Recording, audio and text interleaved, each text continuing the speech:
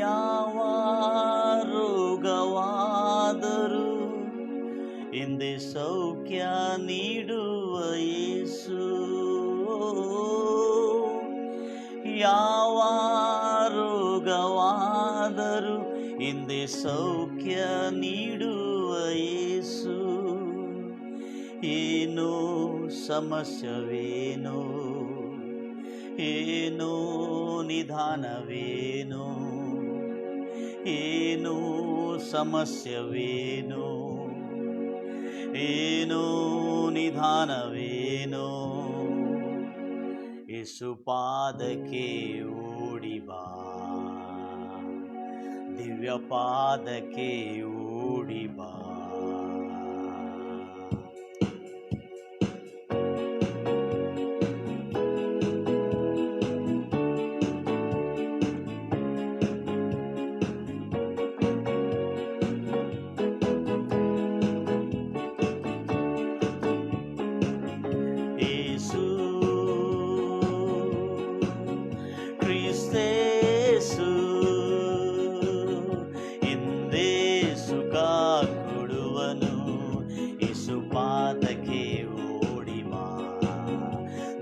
ಪಾದಕ್ಕೆ ಓಡಿ ಬಾ, ಯೇಸು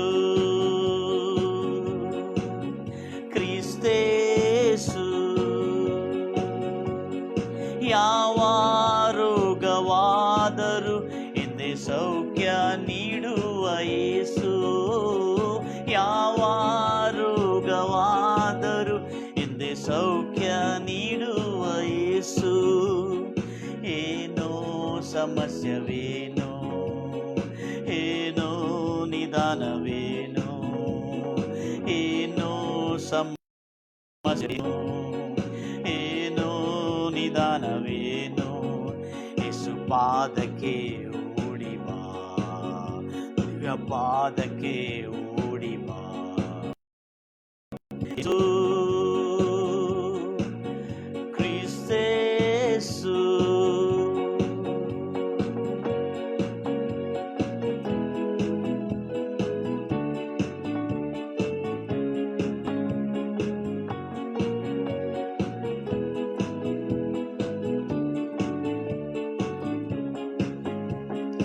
ಯಾವ ಮನದ ಗಾಯವ ಹಿಂದೆ ಸೌಖ್ಯ ನೀಡುವ ಯೇಸು, ಯಾವ ಮನದ ಗಾಯವ ಆರೋಗ್ಯ ಮಾಡುವ ಯೇಸು.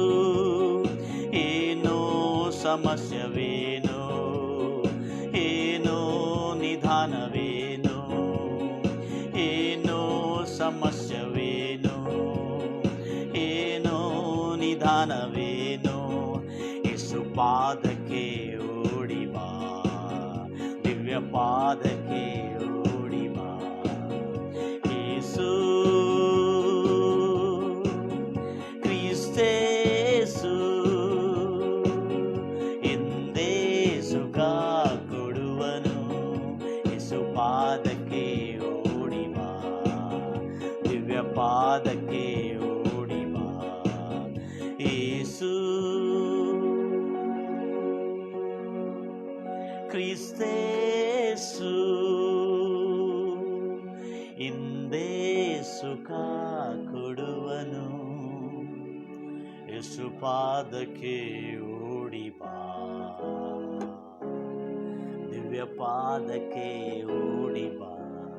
ಹೌದು ರಾಜ, ಮಹೋನ್ನತನೇ, ಇವತ್ತು ರಾಜ ನಿನ್ನ ಭಕ್ತರಾಗಿರ್ತಕ್ಕಂಥ ಎಲ್ಲರೂ ದೂರ ದೇಶ ವಿದೇಶಗಳಿಂದ ಕರ್ತನ ವಾಕ್ಯವನ್ನು ಎಷ್ಟು ಆಸಕ್ತಿಯಿಂದ ಅವರು ವೀಕ್ಷಿಸ್ತಾ ಇದ್ದಾರೆ. ಕರ್ತನ ನಾಮಕ್ಕೆ ಮಹಿಮೆ ಉಂಟಾಗಲಿ. ಹೌದು ಕರ್ತನೆ, ಓ ದೇವರೇ ರಕ್ಷಕನೇ, ಇವತ್ತು ರಕ್ಷಕನ ಅದ್ಭುತವಾದಂಥ ಕೃತ್ಯವನ್ನು ಇಂದಿನಿಂದ ಆ ರೋಗವನ್ನು ಗುಣಪಡಿಸುವ ಯೇಸು, ವ್ಯಾಧಿಗಳನ್ನು ತಕ್ಷಣ ಗುಣಪಡಿಸತಕ್ಕಂಥ ಯೇಸು, ನಂಬಿರ್ತಕ್ಕಂಥ ಪ್ರತಿಯೊಬ್ಬರಿಗೆ, ತಿಳ್ಕೊಳ್ತಕ್ಕಂಥ ಪ್ರತಿಯೊಬ್ಬರಿಗೆ ಖಂಡಿತವಾಗಿ ಅವರಿಗೆ ರಕ್ಷಣೆ ಉಂಟಾಗ್ತದೆ. ಪ್ರಾರ್ಥಿಸೋಣ. ನನ್ನ ಎಲ್ಲ ಪ್ರಿಯ ಸಹೋದರಿ ಸಹೋದರೇ, ಎಲ್ಲರನ್ನು ದೇಶ ವಿದೇಶಗಳಿಂದ ಇರತಕ್ಕಂಥ ನೋಡ್ತಕ್ಕಂಥ ವೀಕ್ಷಿಸ್ತಕ್ಕಂಥ ಪ್ರತಿಯೊಂದು ನನ್ನ ಸಹೋದರಿ ಸಹೋದರ ವೀಕ್ಷಕರಿಗೆ ನಾನು ಹೃತ್ಪೂರ್ವಕವಾಗಿ ಕರ್ತನಾದ ಯೇಸುವಿನ ನಾಮದಲ್ಲಿ ಕರ್ನಾಟಕ ಡಾಂಡೇಲಿ ಎಂಬ ಪಟ್ಟಣದಿಂದ ಪಾಸ್ಟರ್ ಎನ್ ದೇವದಾಸ ನಾನು ನಿಮಗೆ ಸ್ವಾಗತಿಸುತ್ತಾ ಇದ್ದೇನೆ. God bless you my dear brothers and sisters. I welcome you the good news programme from Dandeli, Karnataka, India. ಅದಕ್ಕಾಗಿ ಕರ್ತನ ದೇವಜನರಾಗಿರ್ತಕ್ಕಂಥ ನೀವೆಲ್ಲರೂ ಇಷ್ಟು ಆಸಕ್ತಿಯಿಂದ ಸೇರಿದ್ರಿ.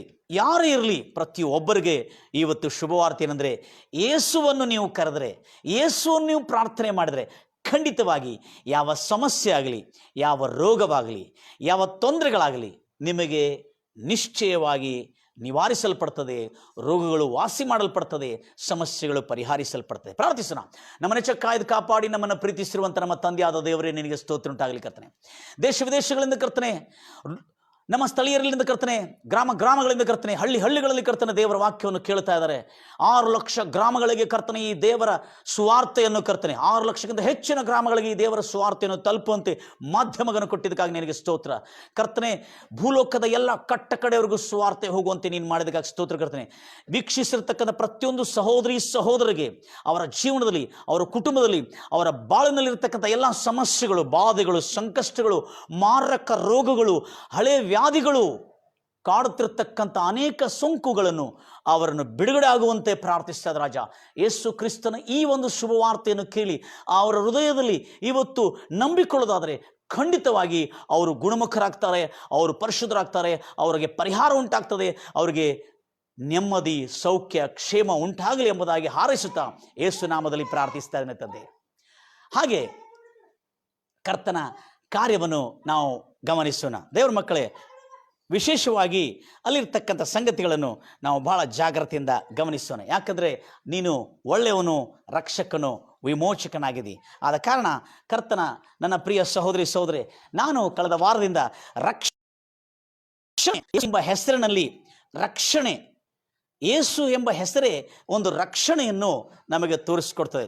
ಆದ ಕಾರಣ ಆ ಯೇಸು ಎಂಬ ಹೆಸರಿನಲ್ಲಿರ್ತಕ್ಕಂಥ ಅರ್ಥ ನಮ್ಮ ಭಾಷೆಯಲ್ಲಿ ರಕ್ಷಣೆ, ಹೀಬ್ರಿ ಅಂದರೆ ಇಸ್ರಾಯೇಲಿ ರಾಷ್ಟ್ರ ಭಾಷೆಯಲ್ಲಿ ಯೇಷುವ, ನಮ್ಮ ಭಾಷೆಯಲ್ಲಿ ನಾವೆಲ್ಲರೂ ಯೇಸು ಎಂಬುದಾಗಿ ಹೇಳ್ತೇವೆ. ಇನ್ನೂ ನಮಗೆ ಅರ್ಥ ಆಗಬೇಕಂದ್ರೆ ರಕ್ಷಣೆ ಎಂಬುದಾಗಿ. ಯೇಸು ಕ್ರಿಸ್ತನಿಂದ ಉಂಟಾಗತಕ್ಕಂಥ ರಕ್ಷಣೆ ನಮಗೆ ಎದರಿಂದ ರಕ್ಷಣೆ ಉಂಟು ಮಾಡ್ತಾನೆ? ನಮ್ಮ ದೇಹಗಳನ್ನು ರೋಗದಿಂದ, ವ್ಯಾಧಿಗಳಿಂದ, ಸಮಸ್ಯೆಗಳಿಂದ, ನಮ್ಮ ಕುಟುಂಬವನ್ನು ಹಾಗೂ ನಮ್ಮ ಸ್ವಾಸ್ಥ್ಯವನ್ನು, ನಮಗಿರ್ತಕ್ಕಂಥ ಎಲ್ಲ ಆದಾಯ ಬರತಕ್ಕಂಥ ಎಲ್ಲ ಮಾಧ್ಯಮಗಳನ್ನು ಅಥವಾ ಮೂಲಗಳನ್ನು, ಆಧಾರಗಳನ್ನು ಆತನು ಕಾಪಾಡ್ತಾನೆ, ರಕ್ಷಿಸ್ತಾನೆ. ಅಷ್ಟೇ ಅಲ್ಲ, ನಮ್ಮನ್ನು, ನಮ್ಮ ದೇಶವನ್ನು ಕೂಡ ಕಾಪಾಡಲಿ ಎಂಬುದಾಗಿ ನಾವು ಹಾರೈಸುತ್ತಾ ಇದ್ದೇವೆ. ಆದ ಕಾರಣ ಈಗ ಈ ವಿಮೋಚನಕಾಂಡ ಯಾವುದು? ವಿಮೋಚನಕಾಂಡ 14ನೇ ಅಧ್ಯಾಯ ಓದ್ರಿ. ವಿಮೋಚನಕಾಂಡ 14ನೇ ಅಧ್ಯಾಯ 13ನೇ ವಚನದಲ್ಲಿ ನಾವು ನೋಡ್ತಾ ಇದ್ದೇವೆ. ವಿಮೋಚನಕಾಂಡ 14ನೇ ಅಧ್ಯಾಯ 13ನೇ ವಚನದಲ್ಲಿ ರಕ್ಷಣೆ ಅನ್ನೋ ಪದ ಎಷ್ಟು ಸುಂದರವಾದ ಸ್ಥಳದಲ್ಲಿ ಉಲ್ಲೇಖಿಸಲ್ಪಟ್ಟಿದೆ. ಓದಿ. ಆಗ ಅದಕ್ಕೆ ಮೋಶೆಯು ಇಸ್ರಾಯೇಲ್ ಜನರಿಗೆ, ನೀವು ಭಯಪಡಬೇಡಿರಿ, ಕದಲದೆ ನಿಲ್ಲಿರಿ. ಕರ್ತನು ಒಡೆಯನು ನಿಮಗೆ ತೋರಿಸುವ ಈ ಹೊತ್ತು ರಕ್ಷಣೆಯನ್ನು ನೋಡಿರಿ. ಕಾರಣ ಏನಂದ್ರೆ,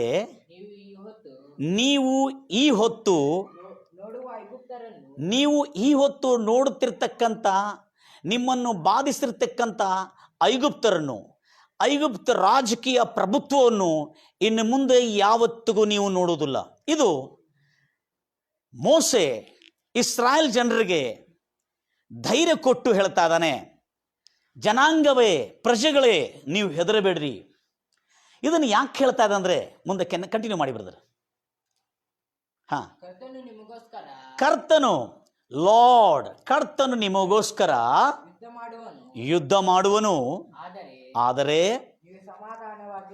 ಆದರೆ ನೀವು ಶಾಂತವಾಗಿರಿ, ಸಮಾಧಾನವಾಗಿರಿ. ಆಗ ಕರ್ತನು ಮೋಶೆಗೆ ಈಗ ಜಾಗ್ರತೆಯಿಂದ ಕೇಳುತ್ತೀರಿ. ಇಲ್ಲೊಂದು ಸಿಸ್ಟಮ್ ನಮಗೆ ಬರ್ತದೆ. ಸಿಸ್ಟಮ್ ಅಂದರೆ ವ್ಯವಸ್ಥೆ. ಇದೊಂದು ರಾಜಕೀಯ ವ್ಯವಸ್ಥೆ. ಅರಸರು ಆಳತಕ್ಕಂಥ ವ್ಯವಸ್ಥೆಯಲ್ಲಿರ್ತಕ್ಕಂಥ ಒಂದು ಸಂಗತಿ ಇದು. ಯಾಕಂದ್ರೆ ಬೈಬಲನ್ನು ಅರ್ಥ ಮಾಡ್ಕೋಬೇಕಾದ್ರೆ religious people cannot understand the Bible honestly. Earlier view religious people. ಯಾಕಂದ್ರೆ ನಾವು ಪೂರ್ವದಲ್ಲಿ ಕೂಡ ಬಹಳ ಮತಸ್ಥರಾಗಿದ್ದೇವೆ ಪೂರ್ವದಲ್ಲಿ. ಆದರೆ ಮತಸ್ಥರಾಗಿರುವಾಗ ಮತಬೋಧನೆ ಅಥವಾ ಮತಭಾವನೆ ಇದ್ದರೆ ಬೈಬಲನ್ನು ಅರ್ಥ ಮಾಡಿಕೊಳ್ಳಿಕ್ಕಾಗುವುದಿಲ್ಲ.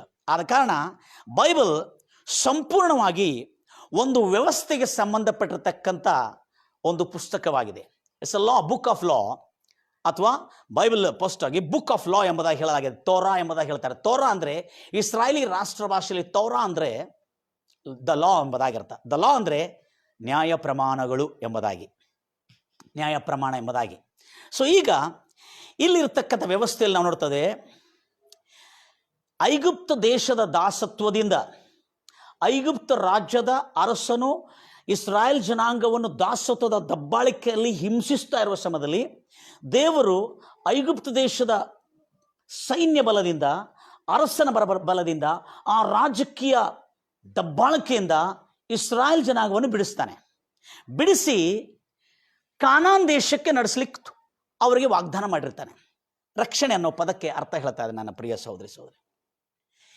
ಈಗ ಐಗುಪ್ತ ದೇಶದ ಅರಸನು, ದುಷ್ಟ ಅರಸನು ಆಳ್ವಿಕೆಗೆ ಬಂದಿರ್ತಾನೆ. ಆ ಸಮಯದಲ್ಲಿ ಆ ದುಷ್ಟ ಅರಸನು ಆಳ್ವಿಕೆಗೆ ಬಂದಿರುವಾಗ ಆ ದುಷ್ಟ ಅರಸನು ಇಸ್ರಾಯೇಲ್ ಜನಾಂಗದ ಮೇಲೆ ಬಹಳಷ್ಟು ಹಿಂಸೆಯನ್ನು ಮಾಡ್ತಾನೆ.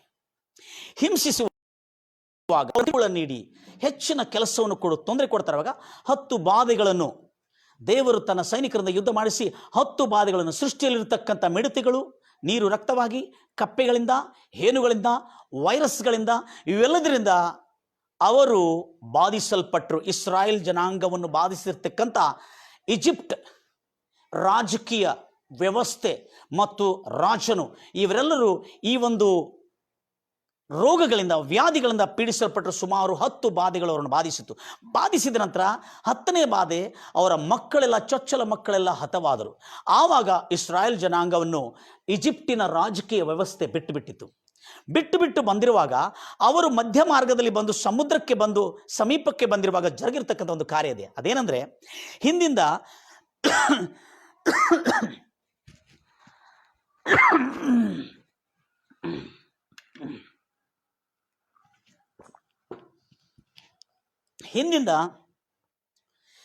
ಐಗುಪ್ತರನ್ನು ದೇವರು ಅವರ ರಾಜನ ಹೃದಯವನ್ನು ಕಠಿಣಪಡಿಸಿ ಮತ್ತು ತಿರುಗಿ ಕಠಿಣಪಡಿಸಿರುವಾಗ, ಅವರ ಹೃದಯವನ್ನು ಕಠಿಣಪಡಿಸಿದ ನಂತರ ರಾಜನ ಹೃದಯವನ್ನು, ಆಗ ರಾಜನ ಹೃದಯ ಕಠಿಣಪಟ್ಟು ಮತ್ತು ತಿರುಗಿ ಅಟ್ಟಿಸಿಕೊಂಡು ಅವರನ್ನು ದಾಸತ್ವಕ್ಕೆ ಸೆರೆ ಹಿಡಿಬೇಕೆಂಬುದಾಗಿ ಕುದುರೆ 600 ರಥಗಳನ್ನು, ಶತಾಧಿಪತಿಗಳನ್ನು, ಕ್ಯಾಪ್ಟನ್ಗಳನ್ನು, ಸೈನ್ಯ ಬಲಗಳನ್ನು ತೆಗೆದುಕೊಂಡು ಬಂದು ಇಸ್ರಾಯೇಲ್ ಜನಾಂಗವನ್ನು ಮತ್ತು ತಿರುಗಿ 20 ಲಕ್ಷ ಜನರನ್ನು ಸೆರೆ ಹಿಡಲಿಕ್ಕೆ ಅವ್ರು ಬರ್ತಾರೆ. ಸೆರೆ ಹಿಡಿದು ಅವ್ರನ್ನ ದಾಸರಾಗಿ ತೆಗೆದುಕೊಳ್ಳಿಕ್ಕೆ ಅವರು ಅಟ್ಟಿಸಿಕೊಂಡು ಬರ್ತಾ ಇರ್ತಾರೆ.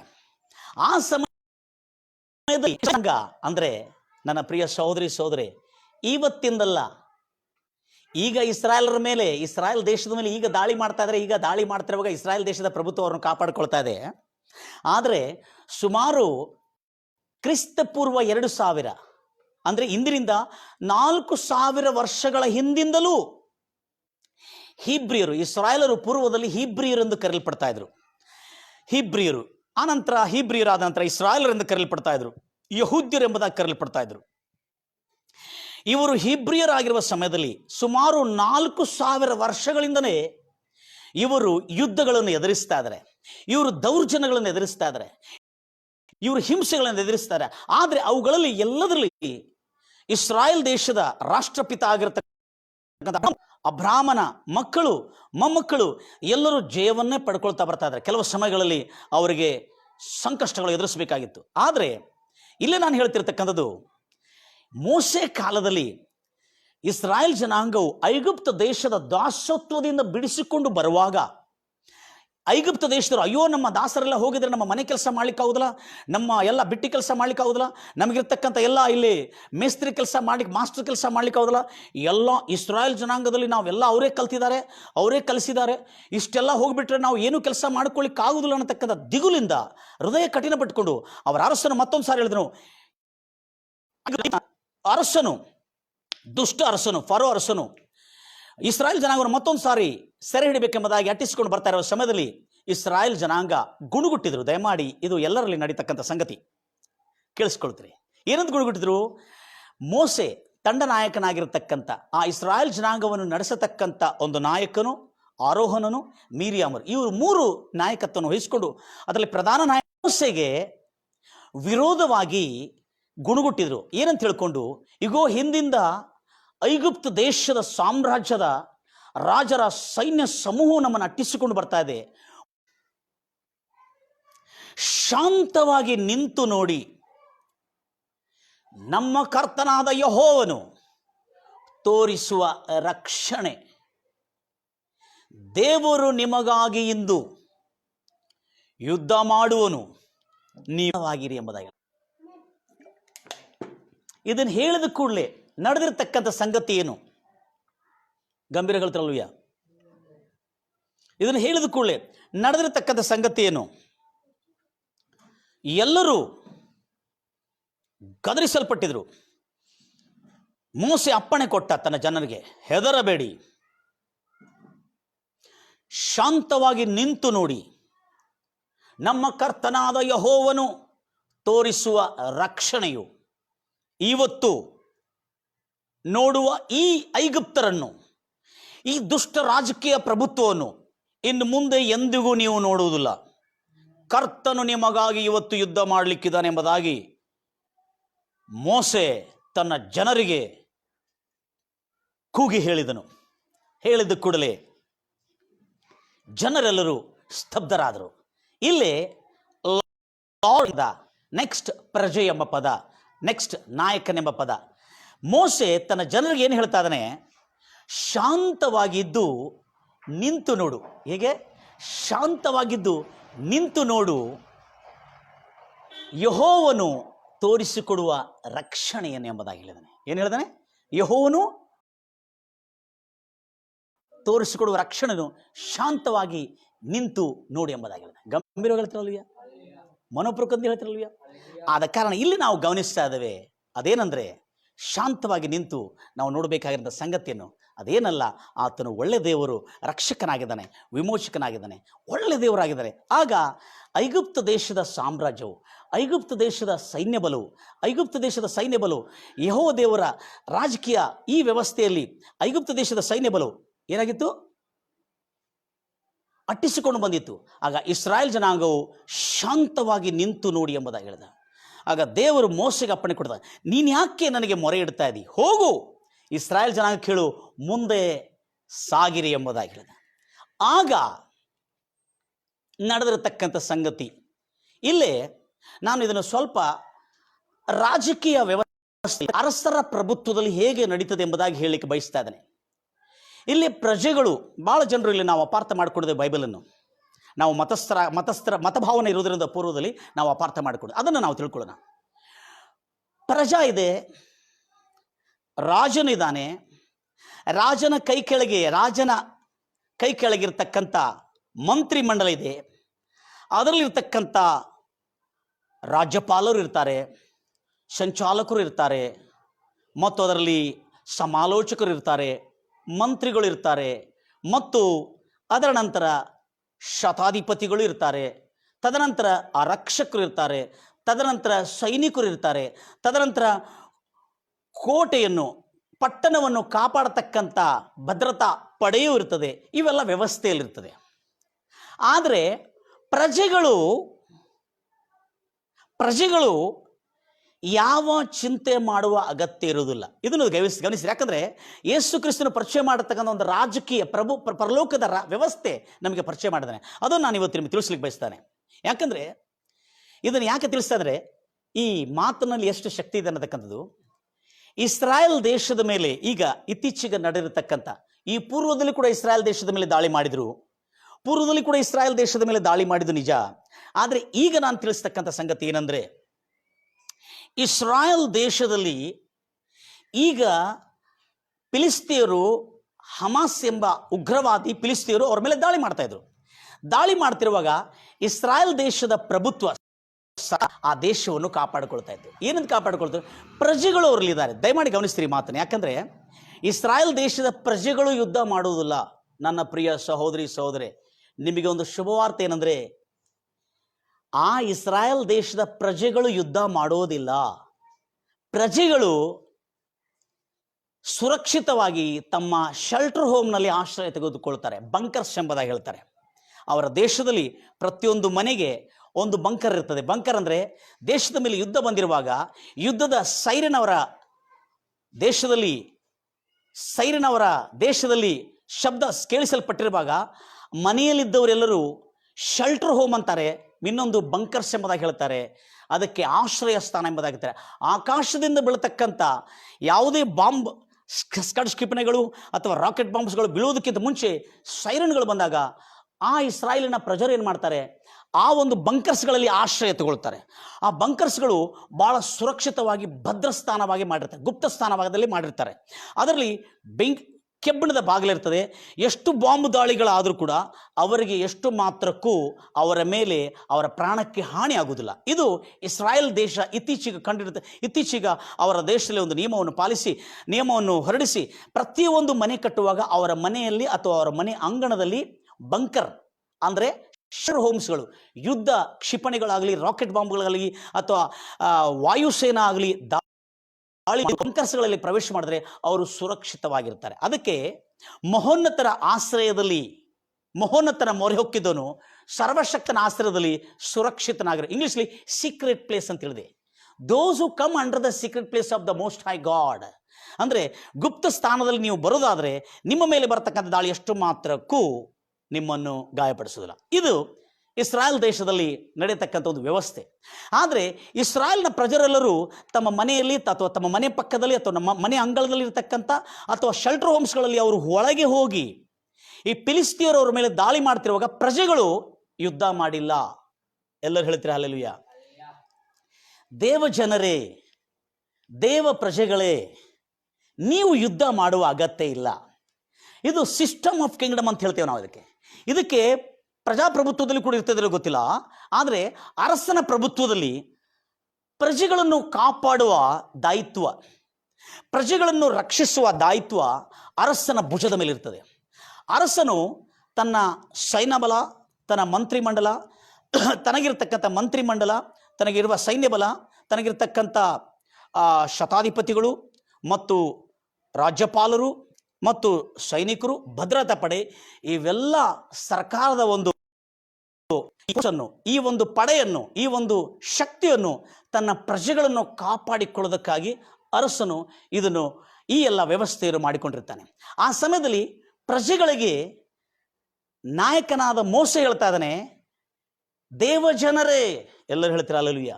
ಅಂದರೆ ಪ್ರಜೆಗಳೇ, ದೇವಜನರೇ ಹೆದರಬೇಡಿ, ನಿಂತು ನೋಡಿ, ಇವತ್ತು ನಮ್ಮ ಕರ್ತನಾದ ಯೆಹೋವನು, ಅಂದರೆ ನಮ್ಮ ಲಾರ್ಡ್, ನಮ್ಮ ಒಡೆಯನಾದ ಯೆಹೋವನು ತೋರಿಸುವ ರಕ್ಷಣೆಯನ್ನು, ಇಂದು ನೋಡುತ್ತಿರ್ತಕ್ಕಂಥ ಈ ಐಗುಪ್ತರನ್ನು, ನಿಮ್ಮನ್ನು ಇಷ್ಟು ಕಾಲಗಳು ಹಿಂಸಿಸಿ ಬಾಧಿಸಿ ನಿಮ್ಮನ್ನು ತೊಂದರೆ ಕೊಟ್ಟು ನಿಮಗೆ ಕಿರುಕುಳ ಕೊಟ್ಟು ನಿಮ್ಮ ಮೇಲೆ ದೌರ್ಜನ್ಯ ಮಾಡಿರ್ತಕ್ಕಂಥ, ನಿಮ್ಮನ್ನು ಅಟ್ಟಿಸಿಕೊಂಡು ಬರ್ತಿರ್ತಕ್ಕಂಥ ಈ ಐಗುಪ್ತರನ್ನು ಇನ್ನು ಎಂದಿಗೂ ನೀವು ನೋಡುವುದಿಲ್ಲ ಎಂಬುದಾಗಿ ಹೇಳಿದ. ತದನಂತರ ಹೇಳಿದ, ಲಾರ್ಡ್ ಫೈಟ್ಸ್ ಫಾರ್ ಯು, ಅಂದರೆ ಒಡೆಯನು ನಿನಗಾಗಿ ಯುದ್ಧ ಮಾಡುತ್ತಾನೆ, ನೀನು ಸಮಾಧಾನವಾಗಿರು. ಎಲ್ಲರಿಗೂ ಇವತ್ತು ನನ್ನ ಸಂದೇಶ ಅಂದರೆ, ನೀವು ಸಮಾಧಾನವಾಗಿರಿ. ನನ್ನ ಎಲ್ಲ ಪ್ರಿಯ ಸಹೋದರಿ ಸಹೋದರರೇ, ಪಕ್ಕದಲ್ಲಿ ಅಕ್ಕದಲ್ಲಿ ಸಮಾಚಾರಗಳಲ್ಲಿ ವಾರ್ತೆಗಳಲ್ಲಿ ಕೇಳತಕ್ಕಂಥ ಭಯಭ್ರಾಂತವಾದಂಥ ಕಾರ್ಯಗಳನ್ನು, ಮರಣಕರವಾದ ಕಾರ್ಯಗಳನ್ನು, ಅಥವಾ ಬಡತನ ಬರ್ತಾ ಇದೆ, ಆರ್ಥಿಕ ವ್ಯವಸ್ಥೆ ಕುಸಿದು ಹೋಗ್ತಾ ಇದೆ, ಆರೋಗ್ಯದ ವ್ಯವಸ್ಥೆ ಕುಸಿದು ಹೋಗ್ತಾ ಇದೆ, ಅಯ್ಯೋ ಕೆಲವು ಜನ ಸಾಯ್ತಾ ಇದ್ದಾರೆ ಅನ್ನತಕ್ಕಂಥ ಭಯಭ್ರಾಂತವಾದ ವಾರ್ತೆಗಳು ನಿಮ್ಮನ್ನು ಬಂದು ತಲುಪಿದ್ರು, ನಿಮ್ಮ ಹೃದಯಗಳನ್ನು ಭಯಗೊಳಿಸಿದ್ರು.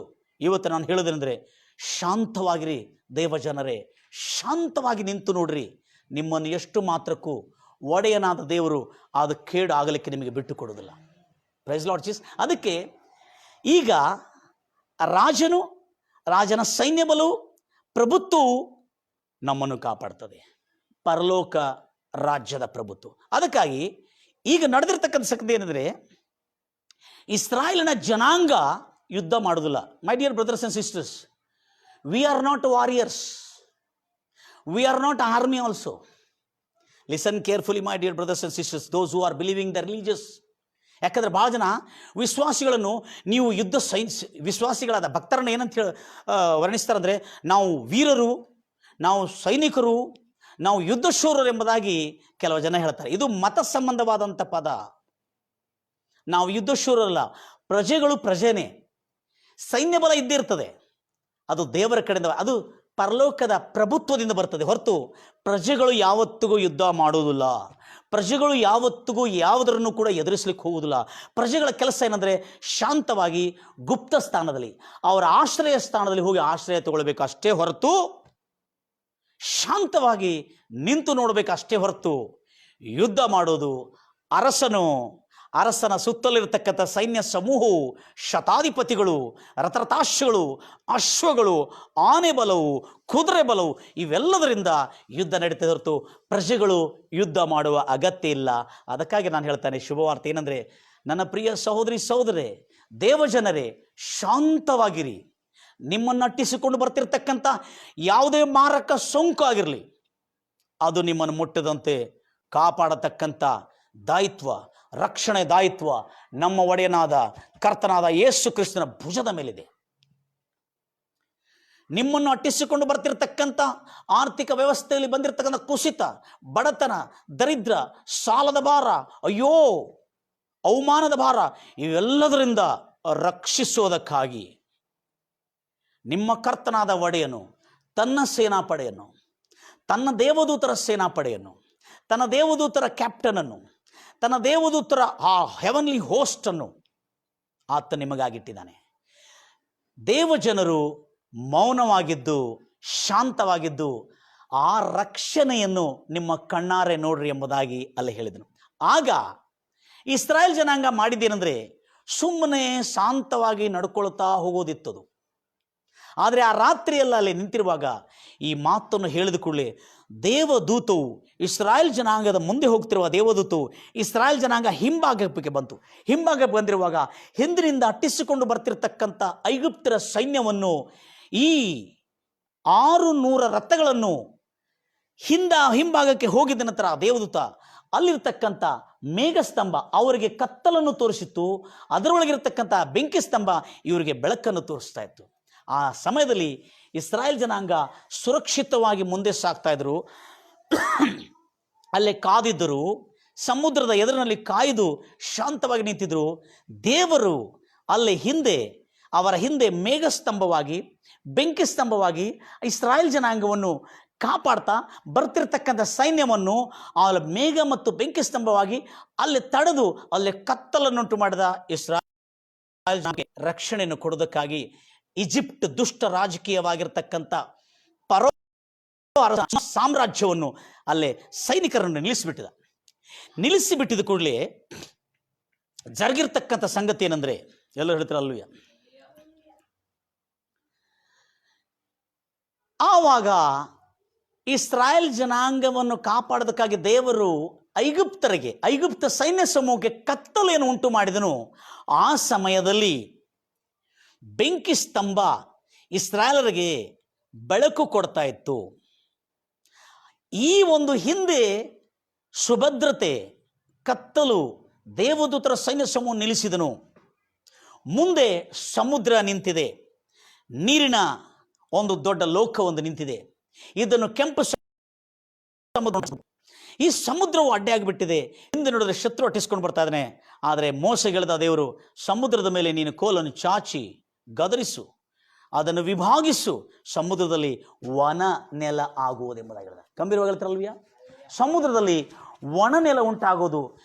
ನನ್ನ ಜನರು ಒಣ ನೆಲದಲ್ಲಿ ಶಾಂತವಾಗಿ ಹರ್ಷಿಸುತ್ತಾ, ಆನಂದಿಸುತ್ತಾ, ಹರ್ಷಗಾನವನ್ನು ಮಾಡ್ತಾ ನಡೆಯುತ್ತಾ ಅವರು ತನ್ನ ಗಮ್ಯಕ್ಕೆ, ತನ್ನ ಗುರಿಗೆ, ತನ್ನ ಹಾಲು ಜೇನು ಹರಿಯುವ ಸುಖ ಕಡುವ ದೇಶಕ್ಕೆ ಸಾಗಿ ಹೋಗಲಿ ಎಂಬುದಾಗಿ ಅಪ್ಪಣೆ ಕೊಡಿ ಎಂಬುದಾಗಿ ದೇವರು ಇಸ್ರಾಯೇಲ್ ಜನಾಂಗಕ್ಕೆ ನಾಯಕನಾಗಿರ್ತಕ್ಕಂಥ ಮೋಸೆಗೆ ತಿಳಿಸಿದನು.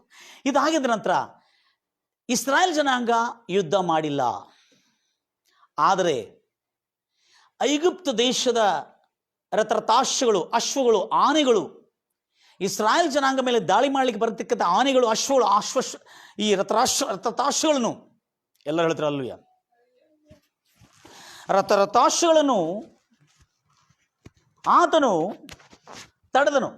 ತಡೆದಿದ್ದಷ್ಟೇ ಅಲ್ಲದೆ ಅಲ್ಲಿ ನಡೆದಿರ್ತಕ್ಕಂಥ ಸಂಗತಿ ಏನಂದರೆ, ಇಸ್ರಾಯೇಲ್ನ ಜನರು ಶಾಂತವಾಗಿ ನಿಂತಿದ್ರು. ಐಗುಪ್ತಿನ ಜನರು, ಓದ್ತೀರಾ ಮಾತನ್ನು? ಐಗುಪ್ತಿನ ಜನರು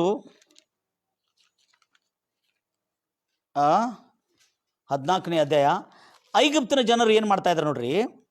ಇಸ್ರಾಯೇಲ್ ಜನರು, ಐಗುಪ್ತಿನ ಜನರು ಏನು ಮಾಡ್ತಾ ಇದ್ದಾರೆ ನೋಡ್ರಿ. ಅಯ್ಯೋ,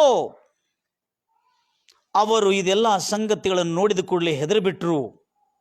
ಮುಂದೆ ಸಮುದ್ರ ಮೇಲೆ ಆ ರಾತ್ರಿಯೆಲ್ಲ ಭಯಂಕರವಾದಂಥ ಬಲವಾದಂಥ ಬಿರುಗಾಳಿ ಬಡಿತಾ ಇತ್ತು. ನೀರನ್ನು ಬೇರ್ತಾ ಇತ್ತು, ಸಮುದ್ರದ ನೀರನ್ನು. ಸಮುದ್ರದ ಮಧ್ಯದಲ್ಲಿ ಒಣ ನೆಲವನ್ನು ಮಾಡೋದಕ್ಕಾಗಿ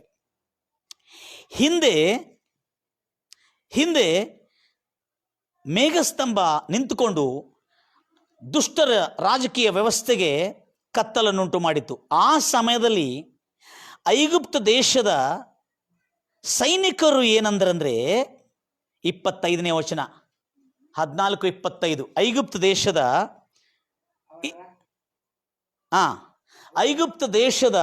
ಐಗುಪ್ತ ರಾಜ್ಯದ ರಥಗಳು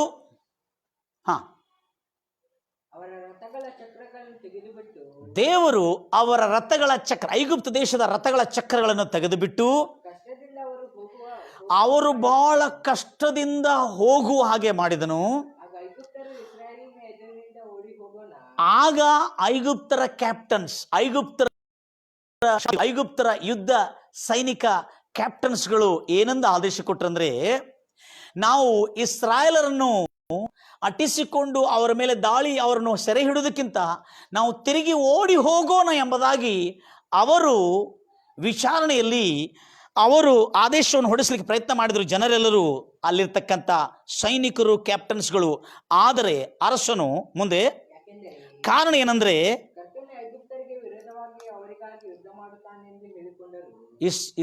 ಐಗುಪ್ತರು, ದೇವರ ಮಕ್ಕಳೇ, ಇಸ್ರಾಯೇಲ್ ಜನರಲ್ಲ, ಐಗುಪ್ತರು ಹೇಳ್ತಾ ಇದ್ದಾರೆ, ಇಸ್ರಾಯೇಲರ ದೇವರು ಕರ್ತನು ಅವರಿಗೋಸ್ಕರವಾಗಿ ನಮ್ಮ ವಿರೋಧವಾಗಿ ಯುದ್ಧ ಮಾಡ್ತಾ ಇದ್ದಾನೆ, ಅದಕ್ಕೆ ನಾವು ಓಡಿ ಹೋಗೋಣ ಎಂಬುದಾಗಿ ಹೇಳಿದರು.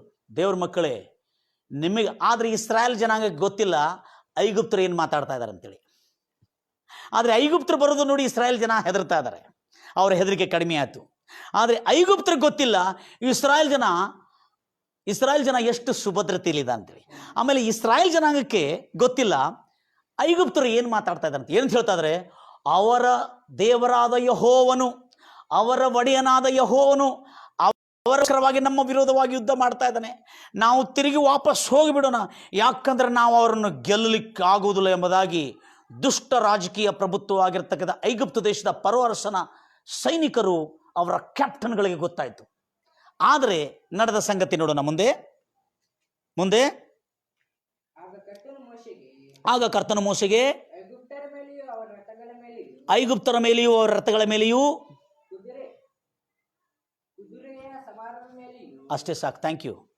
ಹಿಂದೆ ರಥಗಳು ಓಡಿ ಬರ್ತಾ ಇದೆ, ಇವರು ಕೂಡ ಇವರು ಓಡಿಲ್ಲ. ಯಾರು?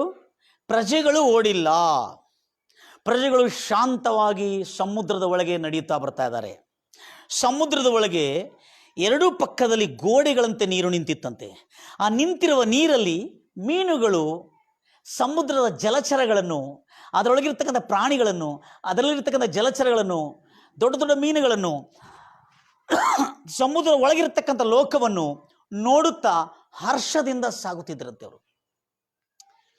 ಈಗ ಮೀನ ಸಮುದ್ರದೊಳಗಿರ್ತಕ್ಕಂಥ ಲೋಕ, ಆ ಬಣ್ಣ, ಅಲ್ಲಿರ್ತಕ್ಕಂಥ ಬಣ್ಣ ತರವಾದಂಥ ಮೀನುಗಳನ್ನು, ಅದರಲ್ಲಿರ್ತಕ್ಕಂಥ ಜಲಚರಗಳನ್ನು, ಜೀವರಾಶಿಗಳನ್ನು ನೋಡ್ತಾ ಹೋಗ್ತಾ ಇರುವಾಗ ಇವರಿಗೆ ಇಸ್ರಾಯೇಲ್ ಜನಾಂಗ ಎಂಟರ್ಟೈನ್ಮೆಂಟ್ ಮಾಡ್ತಾ ಹೋಗ್ತಾ ಇತ್ತು. ಏನು ಮಾಡ್ತಾ ಹೋಗ್ತಾ ಇತ್ತು? ಎಂಟರ್ಟೈನ್ಮೆಂಟ್ ಮಾಡ್ತಾ ಹೋಗ್ತಾ ಇತ್ತು. ಯಾಕಂದರೆ ಅದರಲ್ಲಿ ಏನು ನೋಡ್ತಾ ಇದೆ? ಅದು ಮೀನುಗಳು, ಜಲಚರಗಳು, ಸಮುದ್ರದ ಜೀವರಾಶಿಗಳೆಲ್ಲ ಅದರೊಳಗೆ ಹರಡುತ್ತಾ ಅದರಲ್ಲಿ ಈಜಾಡ್ತಾ ಹೋಗ್ತಾ ಇರೋದನ್ನೆಲ್ಲ ನೋಡ್ಕೊಳ್ತಾ ಹೋಗ್ತಾ ಇದ್ರು. ಆದರೆ ಹಿಂದಿಂದ ಅವರಿಗೆ ಟೆನ್ಷನ್. ಯಾರಿಗೆ ಟೆನ್ಷನ್? ಐಗುಪ್ತರಿಗೆ ಮಾನಸಿಕ ದೈಹಿಕ ಎಲ್ಲದರಿಂದ ಅವರು ಹಿಂಸಿಸಲ್ಪಡ್ತಾ ಇದ್ದಾರೆ. ಯಾಕಂದರೆ ಅವರ ದೌರ್ಜನ್ಯ ಅವರನ್ನು ಕಾಡ್ತಾ ಇದೆ. ಆಮೇಲೆ ಕೊನೆಗೆ ಏನು ಮಾಡಿದ್ರು ಇವರು? ಇಸ್ರಾಯೇಲ್ ಜನಾಂಗ ಇಸ್ರಾಯೇಲ್ ಜನಾಂಗ ಸಮುದ್ರದೊಳಗಿಂದ ಹಾದು ಹೋಗ್ತಾರೆ. ನನ್ನ ಪ್ರಶ್ನೆ ಇತ್ತು ಒಂದು, ಇವರು ಸಮುದ್ರದೊಳಗೆ ಎರಡೂ ಪಕ್ಕದಲ್ಲಿ ಸಮುದ್ರದ ನೀರು ಎದ್ದು ನಿಂತಿದೆ, ಮಧ್ಯದಲ್ಲಿ ಒಣ ನೆಲ ಉಂಟಾಗಿದೆ, ಇವರಿಗೆ ಹೆದರಿಕೆ ಯಾಕಾಗಿಲ್ಲ ಅನ್ನತಕ್ಕಂಥ ಪ್ರಶ್ನೆ ಇತ್ತು ನನಗೆ. ಆ ಪ್ರಶ್ನೆಗೆ ಉತ್ತರ ನನಗೆ ಒಂದು ವಿಧವಾಗಿ ನನಗೆ ಸಿಕ್ಕಿತ್ತು. ಅದೇನೆಂದರೆ, ಇದು ವಿದೇಶದಲ್ಲಿ ಸಮುದ್ರದ ಒಳಗಿಂದ ಟ್ರೈನ್ ಹೋಗ್ತದಂತೆ. ಸಮುದ್ರದ ಒಳಗಿಂದ ಟ್ರೈನ್ ಹೋಗ್ತದೆ. ಆ ಸಮುದ್ರದ ಒಳಗೆ ಒಂದು ಸುರಂಗವನ್ನು ಮಾಡಿದರೆ, ಅದು ಕಂಪ್ಲೀಟ್ ಗ್ಲಾಸ್ ಸಿಸ್ಟಮ್ ಮಾಡಿದ್ದಾರೆ, ಅಂದರೆ ಪಾರದರ್ಶಕ. ಅದರೊಳಗಿಂದ ಟ್ರೈನ್ ಹೋಗ್ತಾ ಇರುವಾಗ ಸಮುದ್ರದಲ್ಲಿ ಇರತಕ್ಕಂಥ ಎಲ್ಲ ಜೀವರಾಶಿಗಳನ್ನು ನೋಡ್ತಾ ಹೋಗ್ತಾರಂತೆ. ಅದರೊಳಗೆ ಸುಮಾರು 25 ಮೈಲ್ಗಳಷ್ಟು ದೂರ ಸಮುದ್ರದ ಒಳಗಿಂದ ಟ್ರೈನ್ ಹೋಗ್ತದಂಥದ್ದು. ಸುರಂಗವನ್ನು ಮಾಡಿದ್ದಾರೆ. ಆ ಸುರಂಗವನ್ನು ಅಂದರೆ ಟನಲ್ಸ್ಗಳನ್ನು ಮಾಡಿದ್ದಾರೆ. ಅದು ಪೈಪ್ಸ್ಗಳೇನು ಮಾಡಿದಾರಲ್ಲ, ಅದು ಪಾರದರ್ಶಕವಾಗಿತ್ತು, ಗ್ಲಾಸ್. ಅದರೊಳಗಿಂದ ಕೂತ್ಕೊಂಡು ಹೋಗುತ್ತಿರ್ತಕ್ಕಂಥ, ಟ್ರೈನಲ್ಲಿ ಕೂತ್ಕೊಂಡು ಹೋಗಿರ್ತಕ್ಕಂಥ ಎಲ್ಲ ಜನರು ಸಮುದ್ರದೊಳಗಿರ್ತಕ್ಕಂಥ ಜೀವರಾಶಿಗಳನ್ನು, ಅವರ ಆಟಗಳನ್ನು, ಅವರ ಪಾಠಗಳನ್ನು, ಅವರ ತುಂಟಾಟಗಳನ್ನು, ಆ ಸಮುದ್ರದಲ್ಲಿರ್ತಕ್ಕಂಥ ಬಣ್ಣ ಬಣ್ಣದ ಕಲ್ಲುಗಳನ್ನು, ಗಿಡಗಳನ್ನು ಅವೆಲ್ಲ ನೋಡ್ಕೊಳ್ತಾ 25 ಕಿಲೋಮೀಟರ್ ಅವರು ಸಮುದ್ರದೊಳಗೆ ಯಾತ್ರೆ ಮಾಡ್ತಾರಂತೆ. ಇದು ದೊಡ್ಡ ಟೂರಿಸಂ ಏರಿಯಾ. ಅದು ನನಗೆ ನೆನಪಿಲ್ಲ, ಅದು ಜರ್ಮನೋ ಜಪಾನೋ ಇರ್ಬೋದು. ಅದು ಅಂತ ಒಂದು ಸಮುದ್ರದೊಳಗೆ ಹೋಗ್ತಾರೆ. ಅವಾಗ ಅವ್ರು ಹೇಳ್ತಾರೆ, ನನ್ನ ಸಹೋದರರು, ನನ್ನ ಮಿತ್ರರು, ಕ್ಯಾ ದುನಿಯಾ ಹೈ ಜಿ, ಎಂಥ ಲೋಕ. ನಾನು ಭೂಲೋಕವನ್ನು ನೋಡಿರುವಾಗಲೇ ನಾವು ಇಷ್ಟು ಆಶ್ಚರ್ಯಗೊಂಡಿದ್ದೀವಿ. ಸಮುದ್ರದೊಳಗೆ ಇರತಕ್ಕಂಥ ಲೋಕ ಅಂದರೆ ಜಲಲೋಕದ ಒಳಗೆ ಎಷ್ಟು ಸುಂದರವಾದಂಥ ದೃಶ್ಯಗಳು. ನೀರಿನ ಆ ಬಣ್ಣ, ಆ ನೀಲಿ ಬಣ್ಣ, ಆ ಅಕ್ವಾ ಗ್ರೀನ್ ಅಂದರೆ ನಮ್ಮ ಹತ್ರ ಐತಿಲ್ಲ ಅಕ್ವಾ ಗ್ರೀನ್, ಈ ಥರದ ಬಣ್ಣ, ಹಾಗೂ ಆ ನೀಲಿ ಬಣ್ಣದ ನೀರಿನ ಆ ಅಡಿ ಒಳಗೆ ಓಡುತ್ತಿರ್ತಕ್ಕಂಥ ಎಲ್ಲ ಜೀವರಾಶಿಗಳೆಲ್ಲ ನೋಡಿ ಎಷ್ಟು ಸಂತೋಷವಾಗ್ತದಂತೆ. ಅವರಿಗೆ 25 ಮೈಲು ಒಳಗಿಂದ, ಸಮುದ್ರದ ಒಳಗಿಂದ ಅವರು ಇನ್ನೊಂದು ಪಕ್ಕದಲ್ಲಿ ಹೊರಗೆ ಬರೋ ತನಕ ಅವ್ರಿಗೆ ಗೊತ್ತೇ ಆಗಲ್ಲಂಥ ಸಮಯ 25 ಮೈಲಿ ಹೇಗೆ ಬಂದಿದೆ ಎಂಬುದಾಗಿ. ಹಾಗೆ ಇಸ್ರಾಯೇಲ್ ಜನಾಂಗ ಸಮುದ್ರದ ಮಧ್ಯದಿಂದ ಬರ್ತಾ ಇರುವಾಗ ಬರ್ತಿರ್ತಕ್ಕಂಥ ಸೈನಿಕರ ಭಯ ಇಲ್ಲ. ಯಾಕಂದ್ರೆ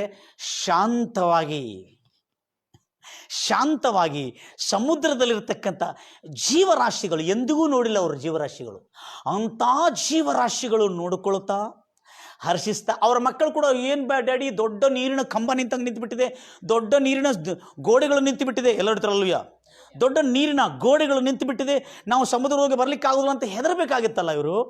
ಮಕ್ಕಳು ಹೆದರಲಿ, ಯಾಕಂದರೆ ಮಕ್ಕಳು, ದೊಡ್ಡವರು, ಅಲ್ಲಿರ್ತಕ್ಕಂಥ ಪಶು ಪ್ರಾಣಿಗಳೆಲ್ಲ ಒಳಗೆ ಪ್ರವೇಶ ಮಾಡಿತ್ತು. ಮಕ್ಕಳು ಕೂಡ ಮೀನ ನೋಡ್ಕೋತ ಹೋಗ್ತಾ ಇದ್ದಾರೆ, ಯಾಕಂದರೆ ಗೋಡೆ ನಿಂತುಬಿಟ್ಟಿದೆ ನೀರು, ಮೀನುಗಳು, ಪಶು, ಅದರೊಳಗಿರೋ ಜೀವರಾಶಿಗಳೆಲ್ಲ ನೋಡ್ಕೊಳ್ತಾ ಅವರು ಸಮುದ್ರವನ್ನು ದಾಟಿರುವ ಸಮಯವೇ ಅವರಿಗೆ ಗೊತ್ತಾಗಿಲ್ಲ. ಯಾಕಂದರೆ ಹಿಂದೆ ಬರುವ ಈಜಿಪ್ಟಿನ ಸೈನ್ಯ ಬಲದ ಬಗ್ಗೆ ಚಿಂತೆ ಇಲ್ಲ ಅವರಿಗೆ. ಈಜಿಪ್ಟಿನ ಸೈನ್ಯ ಬಲದ ಚಿಂತೆ ಇಲ್ಲ, ಸಮುದ್ರದೊಳಗಿರ್ತಕ್ಕಂಥ ಜೀವರಾಶಿಗಳನ್ನು ನೋಡ್ತಾ, ಹರ್ಷಿಸ್ತಾ, ಆನಂದಿಸ್ತಾ ಶಾಂತವಾಗಿ ಸಮುದ್ರವನ್ನು ದಾಟಿದರು. ಆದರೆ ಸಮುದ್ರವನ್ನು ದಾಟಿದ ನಂತರ, ಇಸ್ರಾಯೇಲ್ ಜನಾಂಗ ದಾಟಿ ನಂತರ ತಡೆದಿರ್ತಕ್ಕಂಥ ಮೇಘಸ್ತಂಭ ಅವ್ರನ್ನ ಬಿಟ್ಟುಬಿಡ್ತು. ಆಗ ಅವರು ಕೂಡ ಸಮುದ್ರದ ಒಳಗೆ ಬಂದರು. ಅವ್ರಿಗೆ ಎಷ್ಟು ಧೈರ್ಯ ನೋಡ್ರಿ ಬರಲಿಕ್ಕೆ. ಅವರು ಕೂಡ ಏನು ತಿಳ್ಕೊಂಡ್ರು, ಈ ಸಮುದ್ರ ಒಳಗೆ ಹೋಗುವುದ್ರ ಮೇಲೆ ತಿಳ್ಕೊಂಡು ಎಲ್ಲ ಸೈನಿಕರನ್ನು ಒಳಗೆ ಕಳಿಸ್ಬಿಟ್ರು, ಸಮುದ್ರದ ಒಳಗೆ ಕಳಿಸ್ಬಿಟ್ರು. ಆವಾಗ ಸಮುದ್ರದ ಒಳಗೆ ಮಧ್ಯದಲ್ಲಿರ್ತಕ್ಕಂಥ ದಾರಿಯಲ್ಲಿ ಬರ್ತಿರುವಾಗ ಇಸ್ರಾಯೇಲ್ ಜನಾಂಗ ಹೊರಗೆ ಬಂದ್ಕೊಳ್ಳಿ, ದೇವರು ಮೋಶೆಗೆ ಅಪ್ಪಣೆ ಕೊಟ್ಟ, ಹೀಗೋ ನೀರನ್ನು ಅಪ್ಪಣೆ ಕೊಡು, ತಿರುಗಿ ಒಂದಾಗಲಿ ಎಂಬುದಾಗಿ. ಇಸ್ರಾಯೇಲ್ ಜನಾಂಗ ಏನೂ ಯುದ್ಧ ಮಾಡಿಲ್ಲ. ಸಮುದ್ರದ ನೀರು, ಐಗುಪ್ತ ದೇಶದ ಸೈನ್ಯ ಸಮೂಹ, ಫರೋ ಅರಸನ ದುಷ್ಟ ಪ್ರಭುತ್ವದ, ದುಷ್ಟ ರಾಜಕೀಯ ಪ್ರಭುತ್ವದ ಸಮಸ್ತ ಸಾಮ್ರಾಜ್ಯವನ್ನು ಸಮುದ್ರದ ಒಳಗೆ ಸಮುದ್ರದ ಒಳಗೆ. ಆಗ ಇಸ್ರಾಯೇಲ್ ಜನಾಂಗ ರಕ್ಷಣೆ ಅಂದರೆ ಏನನ್ನು ತಿಳ್ಕೊಂಡ್ರು. ಅದಕ್ಕಾಗಿ ನನ್ನ ಪ್ರಿಯ ಸಹೋದರಿ, ಮೋಸೆ, ಈಗೋ ಇವತ್ತು ನೀವು ಕರ್ತನು ತೋರಿಸುವ ರಕ್ಷಣೆಯನ್ನು ನೋಡ್ರಿ ಎಂಬುದಾಗಿ ಹೇಳಿರುವಾಗ, ಇಸ್ರಾಯೇಲಿ ಭಾಷೆಯಲ್ಲಿ, ಬೈಬಲ್ನಲ್ಲಿ ಇಸ್ರಾಯೇಲಿ ಭಾಷೆಯಲ್ಲಿ ಏನಿದೆ ಗೊತ್ತಿದೆ? ರಕ್ಷಣೆ ಅನ್ನೋ ಪದಕ್ಕೆ ಯೆಶುವ ಎಂಬ ಹೆಸರು ಉಲ್ಲೇಖಿಸ. ಯೆಶುವ ಅಂದರೆ ಯೇಸುವಿನ ಹೆಸರದು. ರಕ್ಷಣೆ ಅನ್ನೋ ಪದ ಹಳೆ ಒಡಂಬಡಿಕೆಯಲ್ಲಿ ಎಲ್ಲೆಲ್ಲಿ ಓದ್ತಿರಲ್ಲ ಅಲ್ಲೆಲ್ಲ ಹೀಬ್ರಿಯರ ಅಂದರೆ ಇಸ್ರಾಯೇಲಿ ರಾಷ್ಟ್ರ ಭಾಷೆಯಲ್ಲಿ ಬರೆಯಲ್ಪಟ್ಟಿರುವಂಥ ಮೂಲ ಭಾಷೆಯಲ್ಲಿ ಯೇಷುವ ಎಂಬುದಾಗಿ ಬರೆಯಲ್ಪಟ್ಟಿದೆ, ಅಂದರೆ ಯೇಸು ಎಂಬುದಾಗಿ ಬರೆಯಲ್ಪಟ್ಟಿದೆ. ಎಲ್ಲರೂ ಹೇಳ್ತಿರಲ್ವೇ? ಆದ ಕಾರಣ ನನ್ನ ಪ್ರಿಯ ಸಹೋದರಿ ಸಹೋದರೇ, ಪ್ರಜೆಗಳಾಗಿರುವ ನಾವು ಯುದ್ಧ ಮಾಡೋದು ಬೇಕಾಗಿಲ್ಲ. ಪ್ರಜೆಗಳನ್ನು ನಾವು ಕಳವಳಗೊಳ್ಳೋದು ಬೇಕಾಗಿಲ್ಲ. ಪ್ರಜೆಗಳಾದ ನಾವು ಹೆದರುವ ಅಗತ್ಯ ಇಲ್ಲ. ನಮ್ಮ ಒಡೆಯನಾಗಿರ್ತಕ್ಕಂಥ, ನಮ್ಮ ರಾಜನಾಗಿರ್ತಕ್ಕಂಥ ತನ್ನ ಪ್ರಭುತ್ವದೊಂದಿಗೆ, ತನಗಿರ್ತಕ್ಕಂಥ ಪ್ರಭುತ್ವದಲ್ಲಿ ಭೂಲೋಕವೆಲ್ಲ ಆತನ ಸೈನ್ಯ ಬಲವಿದೆ. ಭೂಮಿ, ಆಕಾಶದ ಗಾಳಿ ಕೂಡ ಆತನ ಮಾತು ಕೇಳ್ತದೆ. ಸಮುದ್ರ ಕೂಡ ಆತನ ಮಾತು ಕೇಳ್ತದೆ. ಸಮುದ್ರ ಎಂಬ ಸೈನ್ಯ, ಈಜಿಪ್ಟ್ ಎಂಬ ಸೈನ್ಯ ಸಮೂಹವನ್ನು ಸಮುದ್ರ ಎಂಬ ಸೈನ್ಯ ಅವರನ್ನು ಮುಳುಗಿಸಿ ಹತ ಮಾಡಿತ್ತು. ಗಂಭೀರವಾಗಿ ಹೇಳ್ತಿರಲ್ವೇ?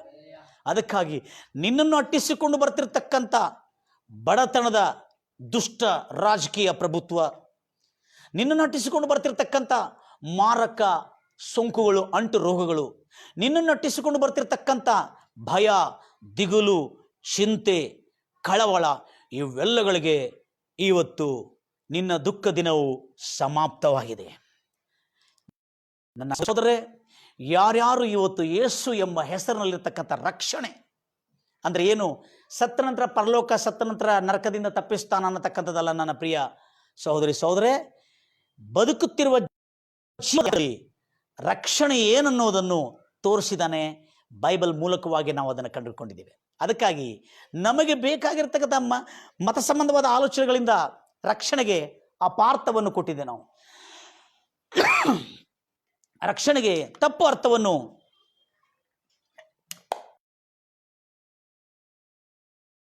ಅಂತ ಕೆಲವು ಹಿರಿಯರು ನಮಗೆ ಕೊಟ್ಟಿದ್ರು. ಆದರೆ ರಕ್ಷಣೆ ಅಂದರೆ ಏನು?